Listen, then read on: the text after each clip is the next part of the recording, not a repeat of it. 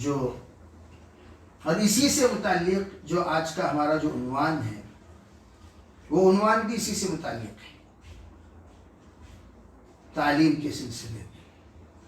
اور قرآن نے جو حکم دیا قو انفسکم و اہلیکم نارا، کہ تم اپنے آپ کو بھی بچاؤ، اپنے اہل و عیال کو بھی جہنم کی آگ سے بچاؤ، تو علماء یہ فرماتے ہیں جہنم کی سب سے پہلی جو آگ ہے قو انفسکم و اہلیکم نارا، ہمارا عالم سب سے پہلے ہماری بیوی بچے ہیں، انفسکم و اہلیکم، اپنے آپ کو بھی بچاؤ، اپنے اہل و عیال کو بچاؤ۔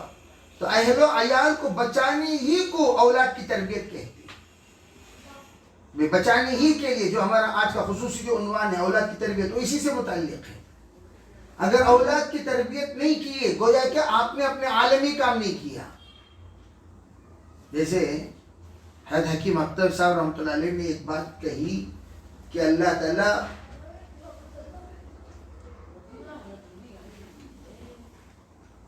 حشر کے میدان میں 7 لوگوں کو اپنے سائے کے نیچے جگہ عنایت فرمائیں گے، تو ان 7 لوگوں میں پہلا انسان وہ الملک العادل، عادل بادشاہ۔ اب عادل بادشاہ، اس کی تعداد تو بڑی مختصر تعداد ہے۔ اب حضرت نے فرمایا دیکھو، ایک ہوتا ہے عادل بادشاہ جو حکومت کے اعتبار سے اپنا ایک مقام رکھتا ہے، اس کے ایک حدود ہیں، اس کی ایک ریاست ہے، اس کا ایک صوبہ ہے، اس کی ایک زمین ہے، اس کا ایک گاؤں ہے، اس کا ایک حلقہ ہے، وہاں پر وہ لوگ اپنی حکومت قائم کرتے ہیں۔ اور یہ کہ ہر انسان کو اللہ نے ایک ریاست دی ہے، وہ ریاست کہاں ہے؟ خود اپنا بدن، خود اپنے بیوی بچے، جس کو کہتے ہیں ہیڈ آف دا فیملی۔ ہر ایک کہتے ہیں head of the family, head of the family اس کی ریاست کو وہ سنبھالے۔ اب جیسے شوہر سنبھالے بیوی کو، باپ سنبھالے ماں کو، اور ماں سنبھالے بچوں کو، تو اب ان کا جو عالم ہوگا اس عالم کے اعتبار سے ان کے اوپر ایک ذمہ داری ہوگی کہ وہ اپنے عالم کو جہنم سے بچائے۔ اگر وہ بچانے کی کوشش کر لیے، اپنے بچوں میں انصاف قائم کیا، اپنے بچوں میں عدالت عدل قائم کیا، اپنے بچوں کی تربیت کی، ان کے اوقات کو ضائع ہونے نہیں دیا، ان کے بچوں کی تمام قرآن و حدیث کے روشنی میں ان کی ذہن سازی کی، ان کا نظام العمل بنایا، ان کے شب و روز کی زندگی بنائی، سجائی، تو یہ بھی ایک عالم ہے۔ اس عالم پر بھی اللہ تعالیٰ ان کو عادل بادشاہ کا ثواب دے گا۔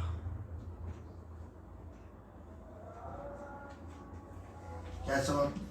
عادل، گویا کہ اس عادل بادشاہ کا ثواب اللہ تعالیٰ اتنا دے گا، عرش کے سائے کے نیچے انشاءاللہ اللہ رب العزت جگہ بھی عنایت کرے گا۔ تو اس کے لیے یہ کہا جاتا ہے اپنے اپنے عالم کی فکر کریں، اپنے اپنے اولاد کی فکر کریں۔ اولاد کی تربیت میں نے کہا گزشتہ کہ سب سے پہلے بچے آنکھ سے تربیت پاتے ہیں، ماں کی حیا سے، باپ کی حیا سے، ماں کے عمل سے، باپ کے عمل سے، آنکھ سے تربیت پاتے ہیں۔ پھر کان اور آنکھ کو جوڑتے ہیں۔ جیسے اب اذان ہو رہی ہے، اذان کے وقت میں دیکھیں گے ماں کو، اذان کے وقت میں میری ماں کیا کر رہی ہیں؟ اذان کے وقت میں ماں اوڑھ کر خاموش اذان کی جواب دے رہی ہیں۔ تو بچوں کے دل کے اندر بھی یہ تربیت ہوگی کہ بھئی اذان خاموشی سے سننا چاہیے اور اس کا جواب دینا چاہیے۔ اذان کا ادب یہ ایمان ہے۔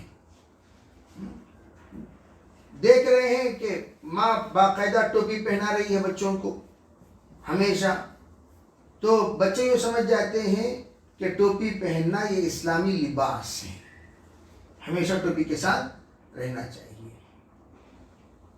اب ماں نے بچوں کو دسترخوان بچھا کر کھلانے کی عادت ڈالی، تو بچے سمجھ جاتے ہیں کہ بھئی کھانے کے وقت میں دسترخوان بچھانا سنت ہے۔ گویا اب آنکھ کو اللہ نے تعلیم کا سبب بنا دیا۔ پھر کان اور آنکھ ان دونوں کی میچنگ ہوتی ہے۔ پھر اس کے بعد بچے جب بولنا شروع کرتے ہیں اس وقت میں ان کی زبان سے اللہ بلوانا چاہیے. تو گویا آنکھ بھی اعلی تعلیم ہے اور کان بھی اعلی تعلیم ہے, زبان بھی اعلی تعلیم ہے. پھر اس کے بعد اللہ تعالیٰ فکر ذہن کو اعلی تعلیم بنا دے گا. پھر اس کے بعد فکروں کو اعلی تعلیم اللہ بنا دے گا. تو اس کے لیے دھیرے دھیرے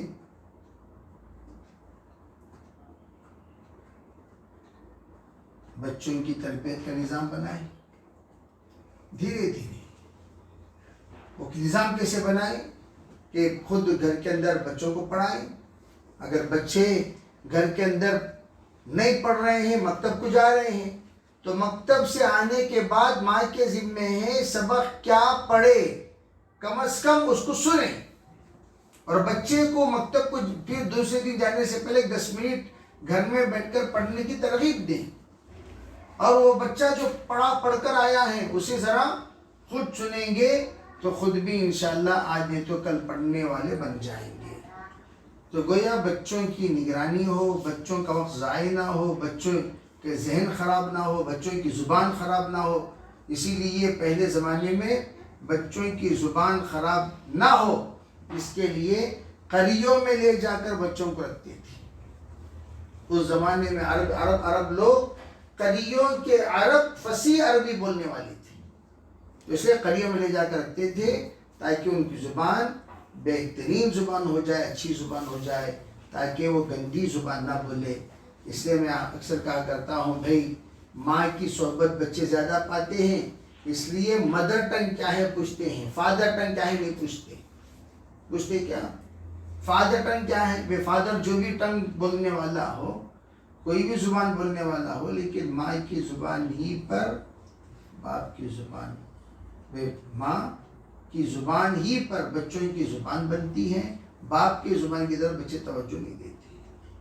ماں کی جو زبان ہوتی ہے اسی پر بچوں کی زبان, ماں کی تلاوت بچوں کی تلاوت, ماں کا خوف و خشیت بچوں کی خوف و خشیت, ماں کا ڈر بچوں کا ڈر, ماں کا حیا بچوں کا حیا, ماں کی تربیت بچوں کی تربیت. تو انشاءاللہ بچے بہتر سے بہترین تربیت پانے والے بنیں گے. میں اس لیے اکثر یہ بات بھی بتاتا ہوں بھائی لوگ بچوں کی تربیت کی تو بڑی فکر کرتے ہیں, لیکن یہ نہیں سوچتے کہ بھائی بچوں کی تربیت کس چیزوں سے ہوتی ہے. تو اگر حدیث پاک پہ دیکھا جائے تو اطلبوا العلم من المہد الی اللحد, فرمایا سب سے پہلے علم ماں کی گود سے حاصل کرنا شروع کرو. گویا ماں کے گود کو اللہ کے رسول السلام نے پہلا بچے کا مدرسہ قرار دیا. پہلا مدرسے کا بچے کا مدرسہ, بچے کے لیے مکتب وہ ماں کی گود ہے. اللہ تعالیٰ سب کو عمل کی توفیق. جی کسی کا سوال تو سوال.